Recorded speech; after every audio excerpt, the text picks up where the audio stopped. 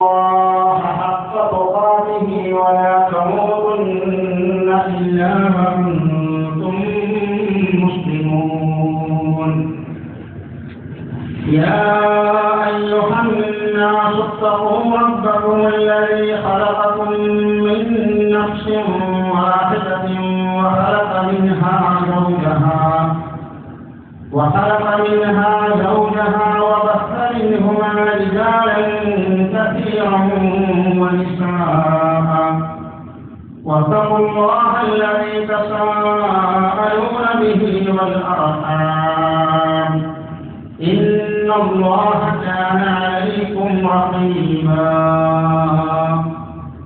أما بعد فإن خير الكلام كلام الله وخير السنن سنن محمد صلى الله عليه وسلم وشر الأمور محدثاتها وكل محدثة بدعة وكل بدعة ضلالة وكل ضلالة في النار.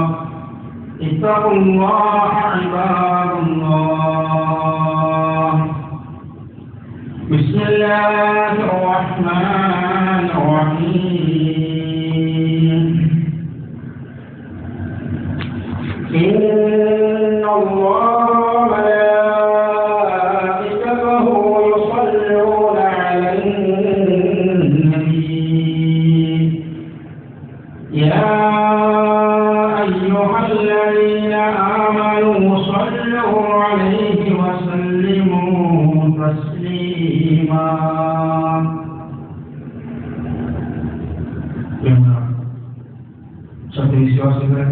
വിശ്വാസികൾ അല്ലാഹുവിന്റെ വിധിയെപ്പോലെ ജീവിതത്തിന്റെ സമസ്ത നിലകളും പാലിച്ചുകൊണ്ട് യഥാർത്ഥ മുക്തത്തിലായി ജീവിതം മുന്നോട്ട് കൊണ്ടുപോകണമെന്ന് ഉപദേശിക്കുകയാണ്, വസിയത്ത് ചെയ്യുകയാണ്.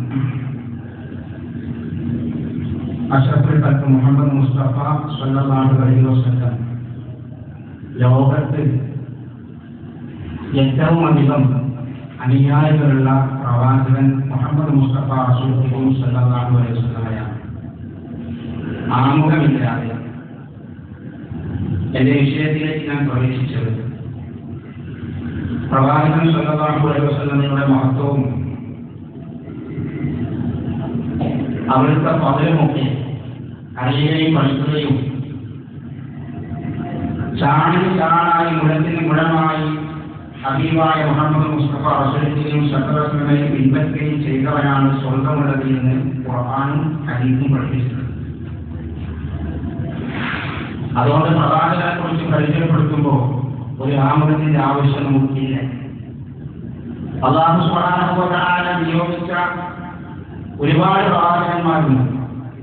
പക്ഷെ പ്രവാചകൻ മുഹമ്മദ് നബിയുടെ അത്രയും അനുയായികളുള്ള വേറൊരു പ്രവാചകൻ ഖിയാമത്ത് നാളിൽ ഇല്ല എന്നാണ് അല്ലാഹുവിന്റെ പ്രവാചകന്റെ ഹദീസുകൾ നമ്മൾ മനസ്സിലാക്കുന്നത്. 950 വർഷം പ്രബോധനത്തിന്റെ നൂഹനബിക്ക് കിട്ടിയ ആളുകളുടെ എണ്ണം നമുക്കറിയാം. മൂസാ നബിക്ക് ഒരുപാട് ആളുകൾ കിട്ടിയിട്ടുണ്ട്, പല പ്രവാചകന്മാർക്കും ഒരുപാട് ആളുകൾ കിട്ടിയിട്ടുണ്ട്. പക്ഷേ ഏറ്റവും കൂടുതൽ അനുയായികളുള്ള പ്രവാചകൻ നമ്മുടെ നേതാവ് അഷ്റഫുൽ ഖൽഖ് മുഹമ്മദ് മുസ്തഫ റസൂലുള്ളാഹി സ്വല്ലല്ലാഹു അലൈഹി വസല്ലമയാണ്. സ്വർഗ്ഗം അല്ലാഹു ഒരുക്കി വെച്ചിട്ടുണ്ട്. സ്വർഗ്ഗം ആരുടെയും സ്വർഗ്ഗം കഴിഞ്ഞാൽ അതെല്ലാവർക്കും ഇല്ല. സ്വർഗ്ഗം ലഭിക്കുന്ന ആളുകൾ ആരും ഖുർആൻ പറഞ്ഞിട്ടുണ്ട്. അത് ഒരുപാട് ഗവേഷണം നടത്തി കണ്ടുപിടിക്കേണ്ട ആവശ്യമില്ല.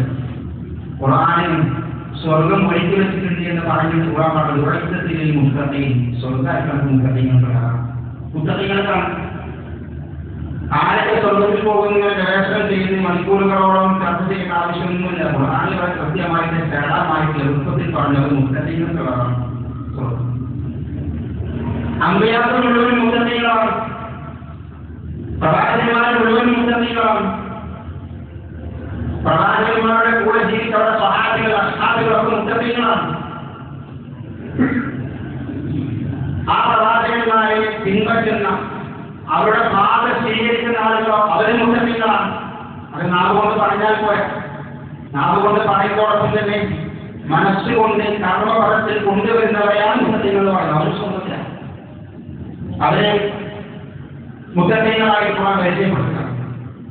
ആ സ്വർഗത്തിൽ മുത്തഖീങ്ങൾക്ക് വേണ്ടി അല്ലാഹു ഒരിക്കൽ സ്വർഗത്തിൽ ആദ്യം ആരാ പ്രവേശിക്കുക? ആദ്യം സ്വർഗത്തിലാക്കുന്ന അതൊരു ക്വാളിറ്റിയാണ്. ലോകത്ത് ഒരു വലിയ സ്ഥാനമാണ് ആദ്യം സ്വർഗത്തിൽ പ്രവേശിക്കുന്ന അതൊരു വലിയ സ്ഥാനമാണ്. എന്നാലും ഒരാൾക്കല്ലേ കിട്ടുള്ളൂ ആ ഒന്നാം സ്ഥാനം. രണ്ടാമത്തെ ഒന്നാം സ്ഥാനമല്ല, ഒരാൾക്ക് ഒന്നാം സ്ഥാനമുണ്ട്. അതായാലും അതിലൊന്നും സംശയമില്ല. നമ്മുടെ നേതാവ് ഹബീബായ മുഹമ്മദ് മുസ്തഫ റസൂൽ കരീം സല്ലല്ലാഹു അലൈഹി വസല്ലമയാണ് ആദ്യമായി സ്വർഗ്ഗത്തിൽ പ്രവേശിച്ചത്.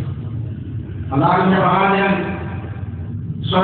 മുസ്ലിമിന്റെ ഹദീസ്, ഇമാം മുസ്ലിമിന്റെ 196ാമത്തെ ഹദീസിൽ അല്ലാഹുവിന്റെ റസൂൽ പറയാ, ഈ ഹദീസ് ഉദ്ധരിച്ചത് പ്രവാചക സ്വഹാബിയായ അനസ് ബിൻ മാലിക് റളിയല്ലാഹു അൻഹു എന്ന് പറയാം. അക്ബറുൽ അംബിയാഇ തബഅൻ യൗമൽ ഖിയാമ, ഖിയാമത്തിൽ നാളിൽ ഏറ്റവും വലിയ അനുയായികളുടെ പ്രവാചകൻ ഞാനാണ്. അല്ലാഹുവിന്റെ റസൂൽ പറയാ സല്ലല്ലാഹു അലൈഹി വസല്ലം. എന്നിട്ട് പ്രവാചകൻ പറയുന്നത് വഅന അവ്വലു മൻ യദ്ഖുലു ബഅദൽ ജന്ന, ഞാനാണ് സ്വർഗ്ഗത്തിന്റെ കവാടം ആദ്യമായി മുട്ടുന്നവൻ. പ്രവാചകന്മാരുണ്ട്. പ്രവാചകൻ മുഹമ്മദ് മുസ്തഫ റസൂൽ കരീം സല്ലല്ലാഹു അലൈഹി വസല്ലമയാണ് ആദ്യമായി സ്വർഗ്ഗത്തിന്റെ കവാടം മുട്ടുന്നവൻ. അല്ലാഹുവിന്റെ പ്രവാചകന്റെ ഹദീസ് ഇമാം മുസ്ലിമിന്റെ തന്നെ മറ്റൊരു വിഭാഗത്തിൽ ഇങ്ങനെ കാണാൻ കഴിയും. അതും നമുക്ക് വിശദീകരിക്കുന്ന അടുത്തുള്ള പറയാം. അല്ലാഹുവിന്റെ റസൂൽ പറയും, ഞാൻ ഖിയാമത്ത് നാളിൽ സ്വർഗ്ഗത്തിന്റെ വാതിൽക്കലേക്ക് ഞാൻ വരും. എന്നിട്ട് ആ സ്വർഗ്ഗത്തിന്റെ കവാടം തുറക്കാൻ ഞാൻ ആവശ്യപ്പെടും.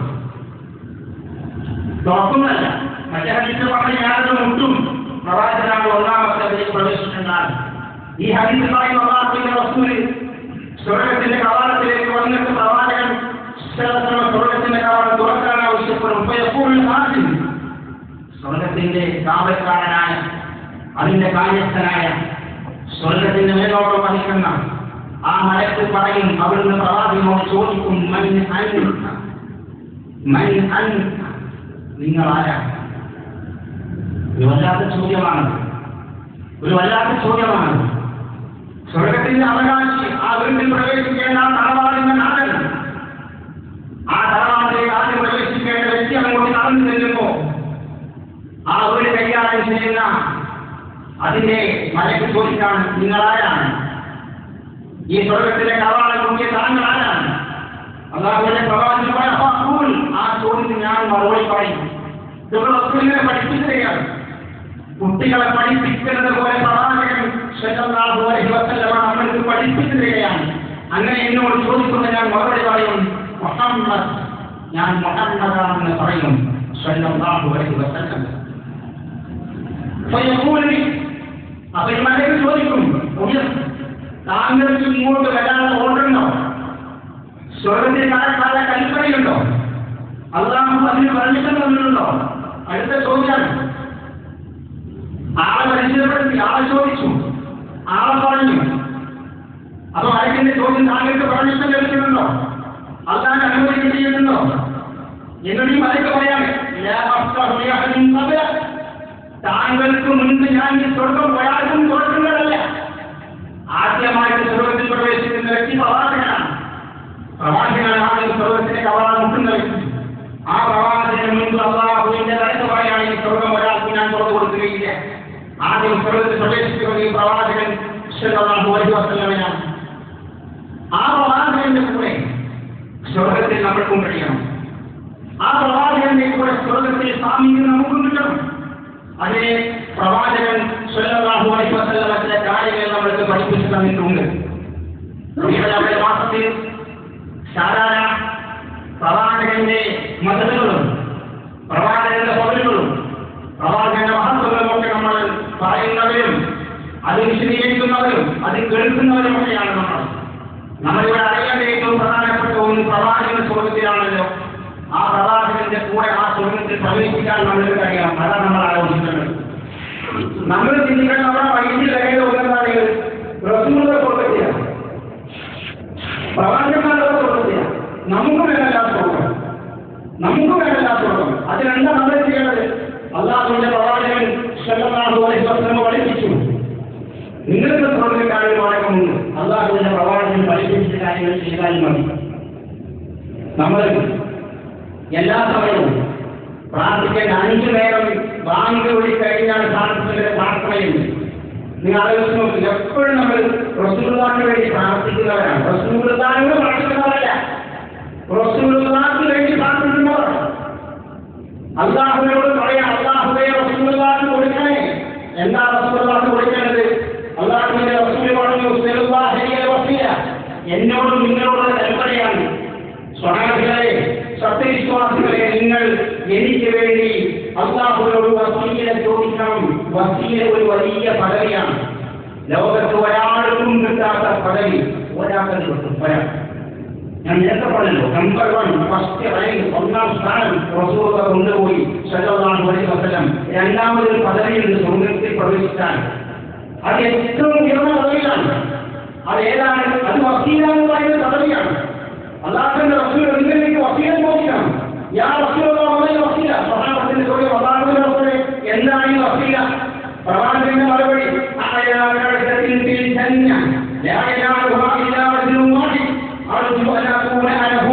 അല്ലാഹുവിന്റെ പ്രവാചകന്റെ മറുപടി എന്താ വസീല എന്ന് പറഞ്ഞാൽ, അത് സ്വർഗ്ഗത്തിലെ ഏറ്റവും ഉയർന്ന സ്ഥാനമാണ്. സ്വർഗ്ഗത്തിലെ ഏറ്റവും ഉയർന്ന സ്ഥാനം.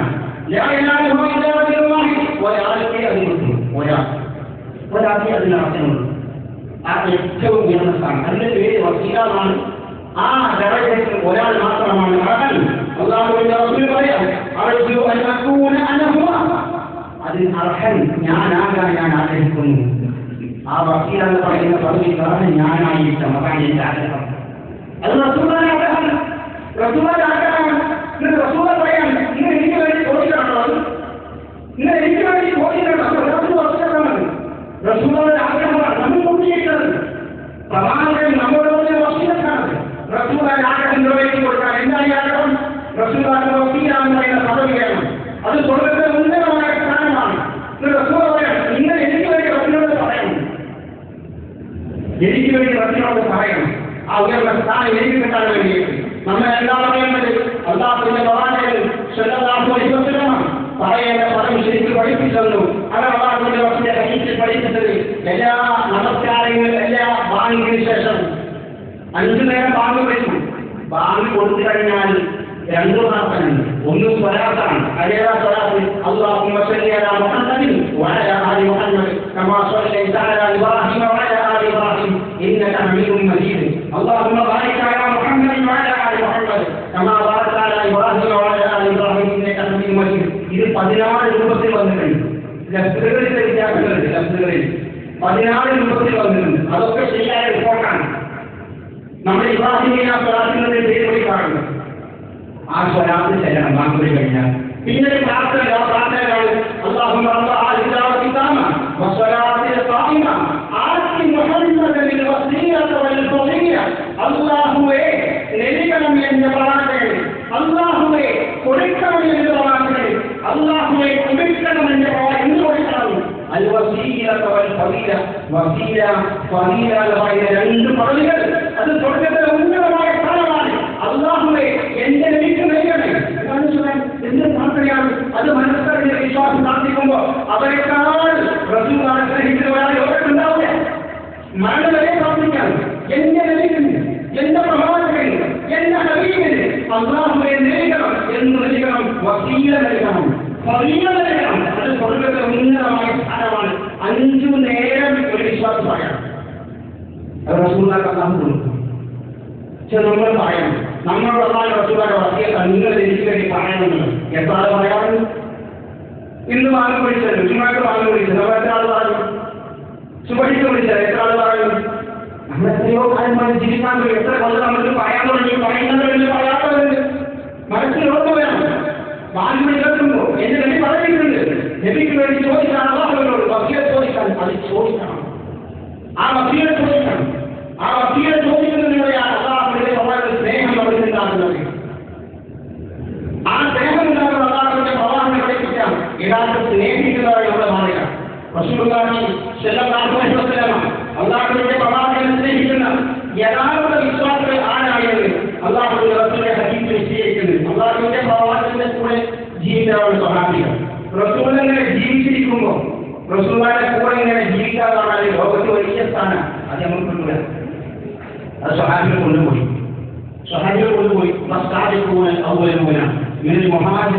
അതുകൊണ്ട് അവർക്ക് പറഞ്ഞത് അൻസ്വാരികൾ കൊണ്ടുപോയി, മഹാജനികൾ കൊണ്ടുപോയി, സ്വഹാബികൾ കൊണ്ടുപോയി. റസൂലുള്ളാഹിനെ ജീവിച്ചിരിക്കുമ്പോൾ റസൂലുള്ളാഹിനെ ചുറ്റും ഇങ്ങനെ കൂടിയിരിക്കുക, റസൂലുള്ളാഹിന്റെ മുഖം ഇങ്ങനെ കാണുക, റസൂലുള്ളാഹിന്റെ സംസാരങ്ങളെ കേൾക്കുക, റസൂലുള്ളാഹിന്റെ കൂടെ ഇങ്ങനെ നടക്കുക. എന്ത് വിഭവമാണ് നമ്മളിപ്പോൾ വല്ലാതെ കൊതിയുണ്ട്. എത്ര കാലമായി നബിയെ കേൾക്കുന്നു, നബിയെ പഠിക്കുന്നു, നിങ്ങളുടെ പേരുള്ള സ്വലാത്ത് ചെല്ലുന്നു, എല്ലാ കാര്യം നബിക്ക് വേണ്ടി പ്രാർത്ഥിക്കുന്നു. എന്തൊരു സ്നേഹമാണ് നമുക്ക്. അപ്പൊ ആ നബിയുടെ കൂടെ ജീവിക്കാൻ കഴിയുമ്പോൾ ബാധ്യത പറയാൻ അത് അള്ളാഹ് കൊടുത്ത പദവിയാണ്. എന്നിട്ടും റസൂലുള്ളാഹി വാചകം പറഞ്ഞു. അല്ലാഹുവിന്റെ റസൂൽ ഇമാം മുസ്ലിം തന്റെ സഹീഹിൽ രേഖപ്പെടുത്തി അല്ലാഹുവിന്റെ റസൂൽ പറയാണ്, അല്ലാഹുവിന്റെ പ്രവാചകൻ ഏറ്റവും അധികം ഇഷ്ടപ്പെടുന്നവനായ അല്ലാഹുവിന്റെ റസൂൽ പറയുന്നത്, നീ അശദ്ദി ഉമ്മത്തി ലിയഹുബ്ബ, എന്റെ ഉമ്മത്തിൽ എന്നെ ഏറ്റവും അധികം സ്നേഹിക്കുന്ന ഒരു വിഭാഗമുണ്ട്. റസൂൽ പറയാണ്, എന്റെ ഉമ്മത്തിൽ എന്നെ ഏറ്റവും അധികം സ്നേഹിക്കുന്ന വിഭാഗമുണ്ട്. ആരാണ്? എന്റെ മരണശേഷം, എന്റെ കാലശേഷം വരുന്ന ഒരു വിഭാഗം ആളുകളാണല്ലോ. പ്രവാചകന്റെ മരണശേഷം പ്രവാചകനെ കാണാത്ത, പ്രവാചകന്റെ കൂടെ ജീവിക്കാത്ത ഒരു വിഭാഗം ആളുകൾ റസൂലുള്ളാഹിയെ കണ്ടിട്ടില്ല, റസൂലുള്ളാഹിയുടെ കൂടെ ജീവിച്ചിട്ടില്ല. അവര് എന്റെ ഉമ്മത്തിൽ എന്നെ ഏറ്റവും നിർദ്ദേശിക്കുന്ന ആളുകളാണ്. അല്ലാഹുവിന്റെ റസൂലുള്ളാഹി അവരുടെ സമ്പത്തിനെക്കാളും ശരീരത്തെക്കാളും കുടുംബത്തെക്കാളും ഒക്കെ അതൊക്കെ അവർ അല്ലാഹുവിന്റെ മാർഗ്ഗത്തിലേക്ക് അവർ അല്ലാഹുവിന്റെ റസൂലുള്ളാഹിയെ സ്നേഹിക്കുന്ന ആളുകളാണെന്നോ അല്ലാഹുവിന്റെ റസൂലിനെ കാണാൻ ആഗ്രഹിക്കുന്ന ആളാണോ. അങ്ങനെ വിഭാഗം ആളുകളുണ്ട്. ഇക്കാലത്തിൽ റസൂലുള്ളാഹിയുടെ കാലശേഷം വരുന്നവരാണ്. റസൂലുള്ളാഹിയെ കണ്ടിട്ടില്ല, പോയി റസൂലുള്ളാഹിയോട് ജീവിച്ചിട്ടില്ല അവരെ. പക്ഷെ അത്രക്കും സ്നേഹമാണ് റസൂലുള്ളാഹി, അത്രക്കും ഇഷ്ടമാണ് റസൂലുള്ളാഹി. ആ ഇഷ്ടവും സ്നേഹവുമാണ് അല്ലാഹുവിന്റെ പ്രവാചകൻ സല്ലല്ലാഹു അലൈഹി വസല്ലം ഹദീസിൽ രേഖപ്പെടുത്തിയത്. ആ ഇഷ്ടവും സ്നേഹവും ഒക്കെ അല്ലാഹുവിന്റെ റസൂലുള്ളാഹി സ്വഹാബത്ത് ശരിക്കും പഠിപ്പിച്ചു. നിങ്ങൾ ആലോചിച്ചു, റസൂലുള്ളാഹി ജീവിച്ചിരിക്കുന്ന കാലത്ത് റസൂലുള്ളാഹിയുടെ മരണശേഷവും സ്വഹാബികൾ പരാതികളോടും താബീഈങ്ങളോടും ഒക്കെ അല്ലാഹുവിന്റെ പ്രവാചകനിൽ എങ്ങനെ പ്രേരിച്ചു എന്ന് ചോദിച്ചു. എങ്ങനെയാണ് നിങ്ങളൊക്കെ ലഭിച്ച കാലശേഷം ചില ആളുകളെ സ്വഹാബികളോട് ചോദിച്ചത് തോന്നിയുമുണ്ട്. പ്രവാചകന്റെ മലയാളിയാണ് അലി ഇബ്നു അബീ ത്വാലിബ് റളിയല്ലാഹു അൻഹു. ഫാത്തിമയെ കല്യാണം കഴിച്ച വ്യക്തിയാണ്, 4ാമത്തെ ഖലീഫയാണ്. ആ അലി ഇബ്നു അബീ ത്വാലിബ് റളിയല്ലാഹു അൻഹു എന്നൊരു മറുപടിയുണ്ട്, ഞങ്ങൾ അല്ലാഹുവിന്റെ റസൂലിനെ സ്നേഹിച്ചത് അഹബ്ബന മിൻ അംവാലിന വഔലാദിന വഅബാഇന വഉമ്മഹാതിന വഉലമാഇ ബാദിയ വമഇ. അല്ലാഹുവിന്റെ പ്രവാചകന്റെ സ്നേഹം വിവാദത്തും റസൂലുള്ളാഹിയുടെ സ്നേഹം വിവാദത്തും ഞങ്ങളുടെ മക്കളും സമ്പത്തും മാതാപിതാക്കളും ഈ ദുനിയാവിലെ എല്ലാ സുഖങ്ങളും ഒരു ഭാഗത്തും വെച്ചാൽ റസൂലുള്ളാഹിയുടെ സ്നേഹമാണ് കാണുന്നത്. അത്രയും റസൂലുള്ളാഹി ഇഷ്ടപ്പെട്ടു. ദാഹിച്ചിരിക്കുന്ന വ്യക്തി, അതിശക്തമായ കൊടും ചൂടിൽ ദാഹം അനുഭവിക്കുന്ന വ്യക്തിക്ക് തങ്ങളുടെ വരം കിട്ടിയാൽ എന്തൊരു സന്തോഷമായിരിക്കും ഈ ദുനിയാവിൽ അവരുടെ വീട്ടിൽ ഏറ്റവും വലിയ സ്വർഗ്ഗമായിരിക്കും. അവരെ ദാഹിച്ച് കൊടിഞ്ഞു വലിഞ്ഞുകൊണ്ടിരിക്കുകയാണ്.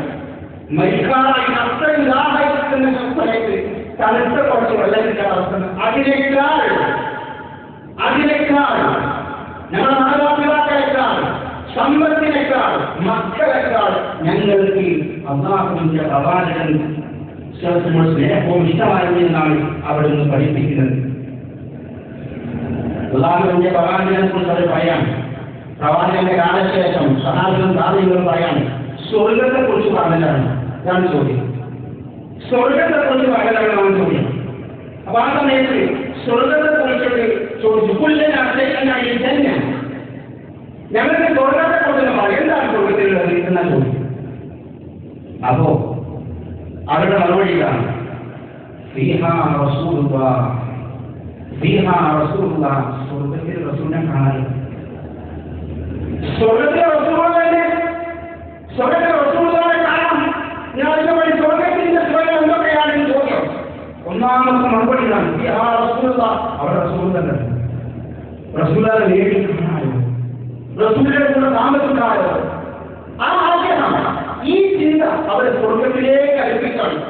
ഈ ചിന്ത റസൂലിനെ കൂടെ ജീവിക്കാൻ വേണ്ടി, റസൂലിനെ കൂടെ കഴിയാൻ വേണ്ടി അവരെ സ്വർഗത്തിലേക്ക് അടുപ്പിക്കുക, അവരെ വഴിയുള്ള കടമകൾ ചെയ്യാൻ പ്രേരിപ്പിക്കാം. അത്രക്കൊരു സഹോദരന്മാരെ സഹോദരികൾ അവർ അള്ളാഹുവിന്റെ പ്രവാചകനെയും പ്രവാചകൻ സ്വീകരിച്ചെന്നാണ് അള്ളാഹുവിന്റെ പ്രവാചകന്റെ ഹദീസിലൂടെ സ്വഹാബത്തിന്റെ ചര്യയിലൂടെ നമ്മളെ പഠിപ്പിക്കുന്നത്. നിങ്ങൾക്കറിയോ, അള്ളാഹുവിന്റെ പ്രവാചകന്റെ കൂടെ കുറെ കാലം ജീവിച്ച ആളാണ് പ്രവാചകന്റെ ഏറ്റവും വലിയ അന്യായ സിദ്ദീഖുല്ലൊക്കെ പറഞ്ഞാകുന്നു. നമ്മുടെ സ്നേഹം അവരുടെ സ്നേഹമൊന്നും പരിശോധിക്കാൻ വേണം. നമ്മുടെ സ്നേഹം എത്രമാത്രം അവരെ മനസ്സിലാക്കുക. അതുപോലെ സിദ്ദീഖ് അള്ളാഹുവിന്റെ റസൂൽ പറഞ്ഞു എന്റെ കയ്യിലാകുമായിരുന്നു, അല്ലാതെ ഓർഡെടുക്കാൻ വേണ്ടി കാണിക്കുന്നതാണ്. അത്ര സിദ്ദീഖുല്ലൊക്കെ പറയും. സിദ്ദീഖുല്ലൊക്കെ പറയുന്ന ഇഷ്ടം റസൂലാണ് ഇഷ്ടം, അതാർക്കും കാണിക്കാൻ കഴിയില്ല. അബൂബക്കർ സിദ്ദീഖ് അള്ളാഹുവിന്റെ റസൂലിനെ സ്നേഹിച്ച സ്നേഹം ഒരാൾക്കും കാണിക്കാൻ കഴിയില്ല, അതിന് വാക്കുകളില്ല. അതുകൊണ്ടാണ് എല്ലാവരും ഹിജറ പോയി, മക്കത്തും മദീനയിലേക്ക് എല്ലാവരും ഹിജറ പോയി. അബൂബക്കർ സിദ്ദീഖ് ഹിജറയ്ക്ക് വേണ്ടി കാത്തിരിക്കുകയാണ്. സിദ്ദീഖിൽ ഹിജറ പോകാൻ നേരത്ത് അള്ളാഹുവിന്റെ റസൂൽ പറഞ്ഞു, ധൃതിക്കൂട്ടല്ല, പോകാനായിട്ടില്ല, അള്ളാഹ് ഓർഡർ വരട്ടെ, ഇതിന്റെ കൂടെ ഒരാൾ കൂടെ ഉണ്ടാവും, നിങ്ങൾ സുഹൃത്തായിട്ട് പോകാൻ. എല്ലാവരും പോയി, നബി പോയിട്ടില്ല, സിദ്ദീഖ് അങ്ങോട്ട് പോയിട്ടില്ല. നിനക്ക് ആ വേദന സിദ്ദീഖിന്റെ മനസ്സിലുണ്ട്, അതെന്റെ ആഗ്രഹം അറിയോ, റസൂലുള്ളാഹിന്റെ കൂടെ പോകണം, മദീനയിലേക്ക് റസൂലിന്റെ കൂടെ പോകണം. ആ സമയത്ത് സാധാരണ അബൂബക്കർ സിദ്ദീഖിന്റെ വീട്ടിലേക്ക് റസൂലുള്ളാഹി വരുന്ന സമയങ്ങളുണ്ട്. അത് റസൂലിന് അബൂബക്കർ അറിയാം, ആയിഷ ബീവിക്ക് അറിയാം, മകൾ ആയിഷ ബീവിക്ക് അറിയാം, സിദ്ദീഖിന്റെ മകളാണ് അസ്മാ ബീവിക്ക് അറിയാം എപ്പോഴൊക്കെ റസൂൽ വരാറുണ്ട്. ഒരു ദിവസം ഹിജറയ്ക്ക് വേണ്ടി അള്ളാഹുവിന്റെ ഓർഡറിന് വേണ്ടി കാത്തിരുന്ന ഒരു ദിവസം സാധാരണ റസൂൽ വരുന്ന സമയത്തല്ല വീട്ടിലേക്ക് റസൂൽ വരുന്നത്. അതിന്റെ പറയാം,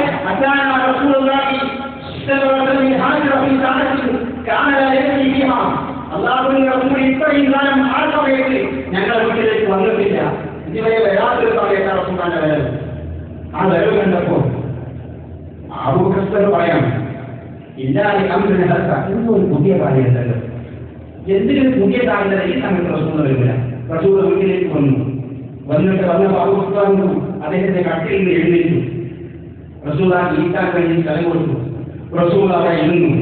ഈ ഹദീസ് ഉദ്ധരിച്ചത് നമ്മുടെ ഉമ്മ പ്രവാചകന്റെ ഭാര്യ അബൂബക്കറിന്റെ മകൾ ആയിഷ ബീവിയാണ്.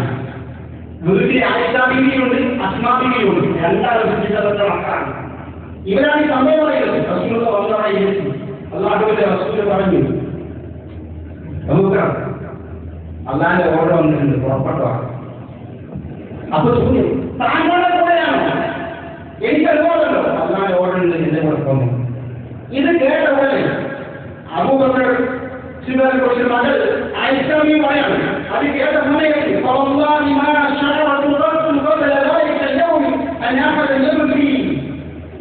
ലോകത്ത് അതിനു മുൻപ് അബൂബക്കർ സിദ്ദീഖ് കരയുന്നത് പോലെ കരച്ചിൽ ഞാൻ കണ്ടിട്ടില്ല. ഇതാണ് പറഞ്ഞത്. ആയിഷ മകൾ ആയിഷ ബീവി പറയാണ്, എന്റെ ഉത്തപ്പ അന്ന് കരയുന്നത് പോലെ കരച്ചിൽ ഞാൻ കണ്ടിട്ടില്ല. എന്താണ് കരച്ചിലിന്റെ കാരണമറിയോ? സന്തോഷമുണ്ട്, ലോകത്ത് സന്തോഷമുണ്ട്, ഇങ്ങനെയാണ് കരഞ്ഞിട്ടില്ല. നബിന്റെ കൂടെ പോകാൻ, നബിന്റെ സുഖത്തെ കിട്ടാൻ കാരണമായി. അങ്ങനെയാണ് അല്ലാഹുവിന്റെ റസൂലിന്റെ കൂടെ സിദ്ദീഖുൽ യാത്ര പോകുന്നത്. എന്നിട്ട് ആ യാത്ര വിശദീകരിച്ച് കുറെ നടക്കുമ്പോൾ കുറെ അല്ലാഹുവിന്റെ റസൂലിന്റെ മുന്നിൽ നടക്കും, പിന്നെ കുറെ പിന്നിൽ നടക്കും. അപ്പൊ നബി ചോദിച്ചു, അല്ല നീ എന്താ കുറെ നേരം മുന്നിൽ നടക്കുന്നത്, പിന്നെ പിന്നിൽ നടക്കുന്നത്? അപ്പൊ വളരെ കാര്യമോ നബി, ഞാൻ ഇങ്ങനെ മുന്നിൽ നടക്കുമ്പോൾ എനിക്ക് പേടിയാണ്. അപ്പൊ ഇങ്ങനെ നബി ആരെങ്കിലും ആക്രമിച്ചാൽ അപ്പൊ അദ്ദേഹം പിന്നിൽ പോയിരുന്നു. പിന്നെ പിന്നീട് നടക്കുമ്പോൾ എനിക്ക് തോന്നുന്നു മുന്നിലൂടെ ആരെങ്കിലും ആക്രമിച്ചാൽ അവ മുന്നിൽ പോയിരുന്നു. അങ്ങനെ ഗുഹയിലേക്ക്, ആ ഗുഹയിലേക്ക് എത്തുന്നത് വരെ അസ്വസ്ഥനായി, മനസ്സിൽ വളരെ അസ്വസ്ഥനായി മുന്നിലും പിന്നിലും സൈഡിലും വലത്തുമായിട്ട് സ്ഥിതികൊണ്ട് നടക്കാം. പോലെ മറ്റാതെ അവർ ഏറ്റെടുത്തു. ആ സ്നേഹമാണ് സ്വഹാബത്തിനുണ്ടായത്. ആ സ്നേഹമാണ് നമുക്കുണ്ടാവുന്നത്. ആ സ്നേഹം എങ്ങനെയുണ്ടാവുന്നത്? അതിന് യഥാർത്ഥ സ്നേഹമാണ്. പിന്നെ നമുക്ക് റസൂലുള്ളാഹിനെ ജീവിച്ചിട്ടില്ല, പിന്നെ എന്താണ് അതിന്റെ യഥാർത്ഥ സ്നേഹമാണ് അല്ലാഹുവിന്റെ റസൂലാണ്. അത് റസൂലാണ് പിൻപറ്റൽ, നെയ്യെ പിൻപറ്റൽ. നെയ്യെ പിൻപറ്റലാണ് പ്രവാചകൻ പഠിപ്പിക്കുന്ന യഥാർത്ഥ സ്നേഹം എന്ന് പറഞ്ഞാൽ. അതെങ്ങനെയാണ്? അല്ലാഹുവിന്റെ റസൂലിനെ ഏറ്റവും വലിയ സ്നേഹിക്കുന്ന ഒരു വ്യക്തി റസൂലിനെ പറഞ്ഞതുപോലെ കൊടുക്കും.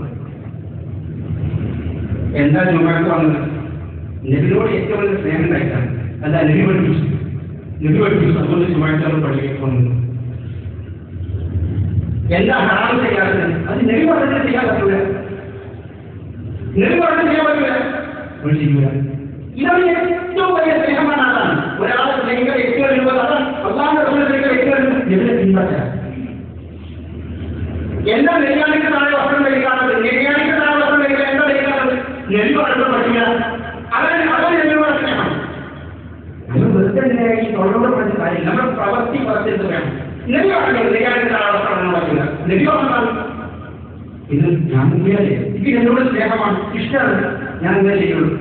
അങ്ങനെ സ്നേഹത്തിലാക്കി നമ്മളെ കൂട്ടത്തിൽ മറ്റേതൊക്കെ കപടമായ സ്നേഹങ്ങളാണ്.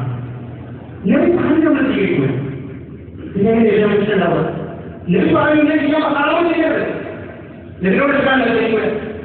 കല്യാണങ്ങൾ നമ്മൾ ഗംഭീരമായി പൊടിക്കൂടെ നടക്കാറുണ്ട്. നമ്മൾ വേണ്ടാത്തൊന്നും കല്യാണത്തിന് ചെയ്യുന്നില്ല. ദൂരത്തില്ല, ഇത്രാത്തില്ല, മാന്യമായിട്ട് എന്താ നെല്ല് പറയുന്നത് പറ്റൂല. അതുകൊണ്ട് അതാണ് സ്നേഹം. അതാണ് സ്നേഹം. അതാ പ്രവാചക സ്നേഹം. അങ്ങോട്ട് നമ്മൾ വരണം. അള്ളാഹുവിന്റെ പ്രവാചകൻ പിൻപറ്റുക.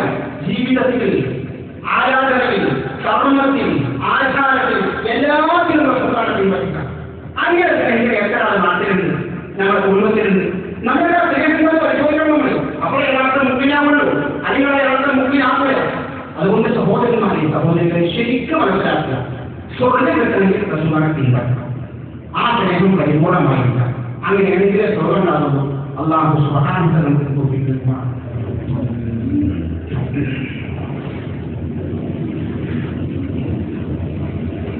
അൽഹംദുലില്ലാഹി വാഹിദുൽ ഖഹാർ അൽ-അസീസുൽ ഗഫാർ മുകബ്ബൽ ഒരിക്കൽ കൂടി അള്ളാഹുവിന്റെ ജീവിതത്തിന്റെ സമസ്ത മേഖലകൾ പാലിച്ചുകൊണ്ട് യഥാർത്ഥത്തിനായി ചിത്രത്തിനായി ജീവിതം മുന്നോട്ട് കൊണ്ടുപോകണം. സഹോദരന്മാരെ വളരെ പ്രധാനപ്പെട്ട ഈ കാര്യം സൂചിപ്പിക്കാനുള്ളത് അള്ളാഹുവിന്റെ പ്രവാചകൻ മേൽ പറഞ്ഞതുപോലെ സ്നേഹിക്കാണ്ട് ഒരാൾക്കും സഹോദരല്ല. അവൻ മുസ്ലിമും അല്ല മുസ്ലിമല്ല. അത് അടിവരയിട്ട് മനസ്സിലാക്കും. റസൂലുള്ളാഹിനെ സ്നേഹിക്കാത്ത ഒരാളെ മുസ്ലിമല്ല, മുസ്ലിമല്ല, സഹോദരല്ല. ഇതിന്റെ ചോദ്യം എന്താണ്?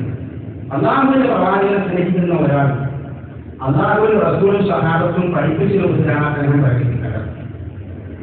അത് ഏതെങ്കിലും പ്രത്യേക മാസത്തിലോ ദിവസത്തിലോ ഒതുക്കി അള്ളാഹുവിന്റെ പ്രവാചകൻ പഠിപ്പിക്കാത്ത രൂപത്തിൽ ഒരു ആഘോഷം നടത്താൻ പാടില്ല. ഒന്നും കൂടെ വ്യക്തമായിട്ട് പറയാം. ബർത്ത്ഡേ ആഘോഷം ഇസ്ലാമികയാണ്.